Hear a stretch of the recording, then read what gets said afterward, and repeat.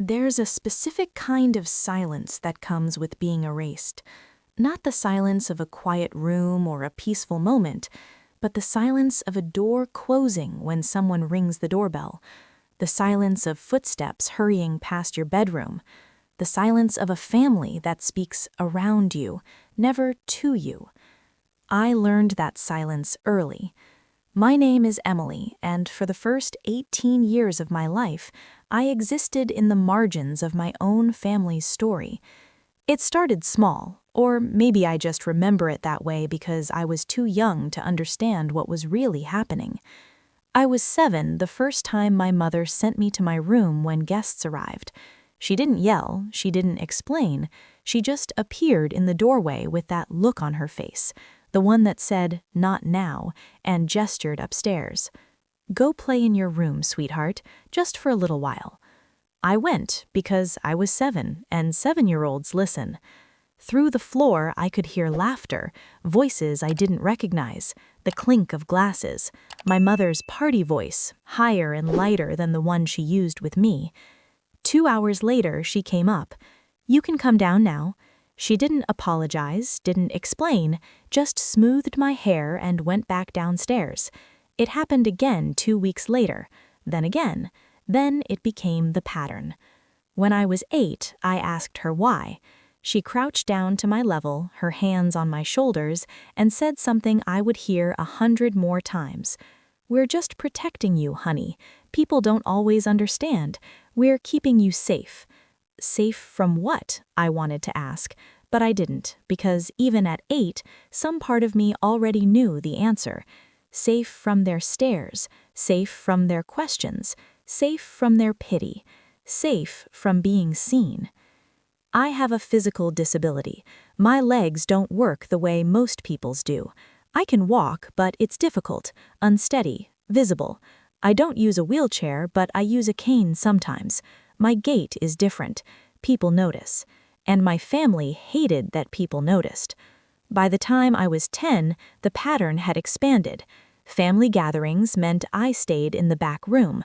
Birthday parties, other kids' birthday parties, meant I didn't go. School events meant my parents arrived late and left early, steering me through side doors. "We don't want you to feel uncomfortable," my mother would say. But I wasn't the one who was uncomfortable. My older brother, Jason, had friends over constantly.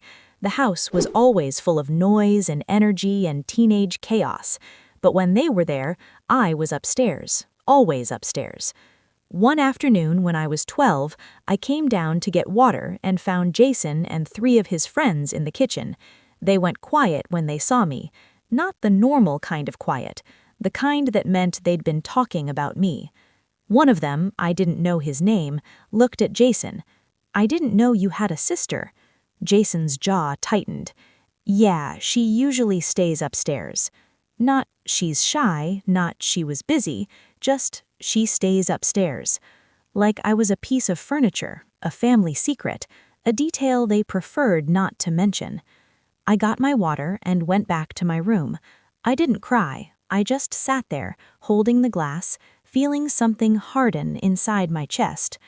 High school was worse. While other kids were posting photos with their families, going to games, attending dances, I was nowhere. My parents didn't forbid me from going to things, they just made it so difficult that it was easier not to try. Are you sure you want to go to the football game? It'll be crowded. People might bump into you. We're just worried about you getting hurt. The school dance? Honey, do you really think you'll enjoy it? You can't really dance. We don't want you to feel left out. It was all wrapped in concern, in protection, in love. But it wasn't love.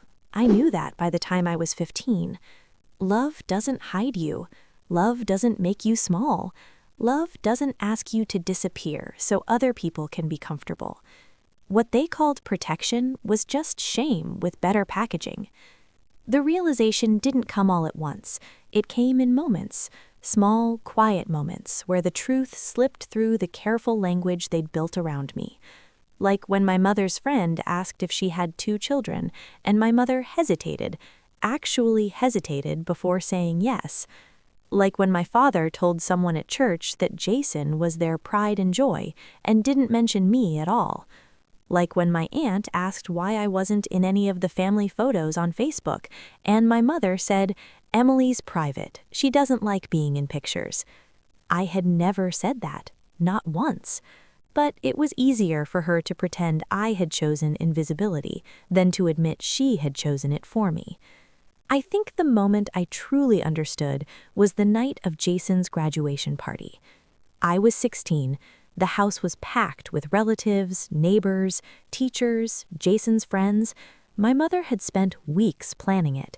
She'd rented a tent for the backyard, hired a caterer, made a slideshow of Jason's entire life. And when I asked if I could come downstairs for the party, she looked at me like I'd suggested something unreasonable.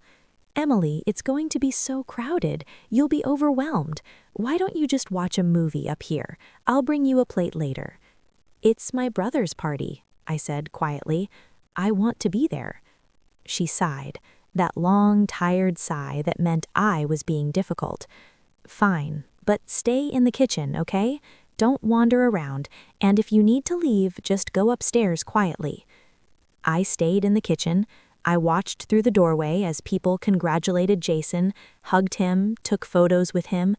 I watched my mother glow with pride as she talked about her son. No one mentioned me. No one looked for me. No one even seemed to notice I existed. And I realized, standing there in the kitchen of my own house, that I was a ghost. They had turned me into a ghost. Not because I couldn't walk properly, not because I was different, but because my difference made them uncomfortable, and rather than dealing with their discomfort, they had decided to hide me. That night in my room, I made a decision. I was going to leave.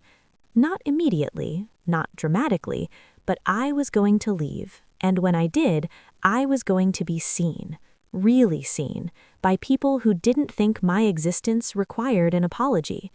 It took 2 years. 2 years of research, planning, saving money from the small online jobs I'd taught myself to do. 2 years of quietly applying to colleges far enough away that coming home on weekends wouldn't be expected. I got into 3 schools. I chose the one in Oregon, the one that was 900 miles from home. When I told my parents, they were shocked. "College? Emily, we just don't think that's realistic for you." "Why not?" My father exchanged a look with my mother. "You know why. You'll need help, support. We can't be there to—" "I'm not asking you to be." My mother's face crumpled. "We're just trying to protect you." And for the first time in my life, I said it out loud. "No, you're not. You're trying to hide me, and I'm done being hidden." The silence that followed was deafening, but I didn't back down. I didn't cry. I didn't apologize. I just looked at them and waited. My father looked away first. I left for college 3 months later. My parents drove me to the airport. The goodbye was awkward, stilted. My mother cried. My father didn't say much. Jason texted me later that day. "Good luck, for real." It was the kindest thing he'd ever said to me. College was terrifying, not because of my disability, but because for the first time in my life, I wasn't hidden. I was just there, in classes, in the dining hall, in the common areas. People saw me, and the world didn't end. My roommate, Maya, was the first person who treated me like I was normal, not in the "I'm going to ignore your disability" way, but in the "I see it and it doesn't define you" way. She asked questions, direct questions. "Does it hurt? Do you need help with anything? Cool, let me know if you do." That was it. No pity, no awkwardness, just acknowledgement and moving on. I made friends, slowly. People who knew me as Emily, who liked poetry and terrible reality TV and had strong opinions about coffee. People who saw my cane as just another detail about me, like my brown hair or my tendency to stay up too late. I got a job at the campus library. I joined a writing group. I started a blog. I existed, fully, publicly, without apology. And the strangest thing happened. Nothing bad. No one stared, no one pitied me, no one treated me like I was fragile or broken or a burden. They just treated me like a person. It was such a simple thing, and yet it was everything I'd been denied my whole life. During winter break of my sophomore year, I went home for Christmas. I hadn't been back since I left. The house looked the same, but I felt different walking into it. Taller, maybe, or just more solid. My mother hugged me. My father asked about school. Jason was there with his girlfriend, a girl named Becca I'd never met. We sat down for dinner and Becca asked me about my classes, my job, what I was studying. Normal questions, easy questions, and I answered, normally, easily. I saw my mother watching me. There was something in her expression I couldn't quite read. After dinner, she asked if we could talk. We sat in the living room, just the two of us. She was quiet for a long time. Then she said, "You seem happy." "I am." Another pause. We thought you'd struggle being away from home without us to help you." "I know." She looked down at her hands. "We were wrong, weren't we?" I could have been angry. Part of me wanted to be. Wanted to list every birthday party I'd missed, every family photo I wasn't in, every time I'd been sent upstairs like a secret. But I didn't. Because anger would have meant I still needed something from her, and I didn't, not anymore. "Yes," I said simply. "You were wrong." She nodded slowly. "I'm sorry, Emily. I thought I was protecting you, but I was scared of what people would think, of what they'd say, and I let that fear make me a coward." It wasn't enough. An apology doesn't erase 18 years, but it was something. "I'm not coming home after graduation," I said. "I'm staying in Oregon. I have a job lined up, an apartment." She looked stricken. "We'll never see you." "You can visit, if you want." "Will you let us?"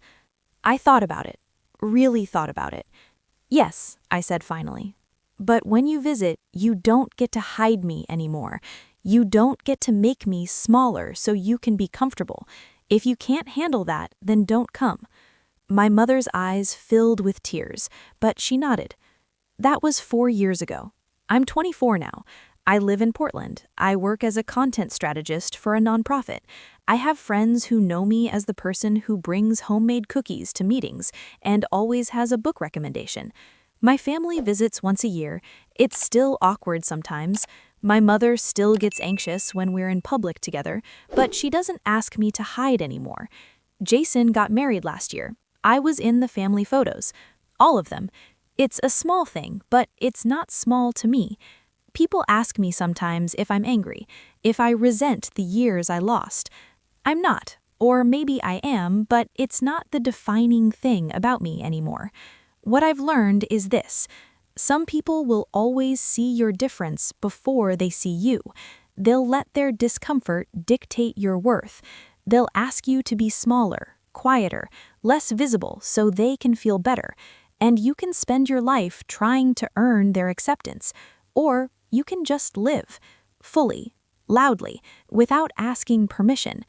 I choose the second one, because the thing they never told me, the thing I had to learn on my own, is that I was never the problem. My existence was never something that needed to be hidden or apologized for. I was just a girl who walked differently, and that was always okay.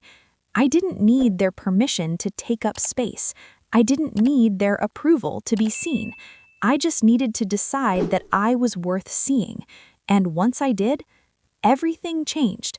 Not because the world suddenly became kinder, but because I stopped waiting for permission to exist in it. I stopped apologizing for taking up space, and I started living like I had every right to be here. Because I do. We all do.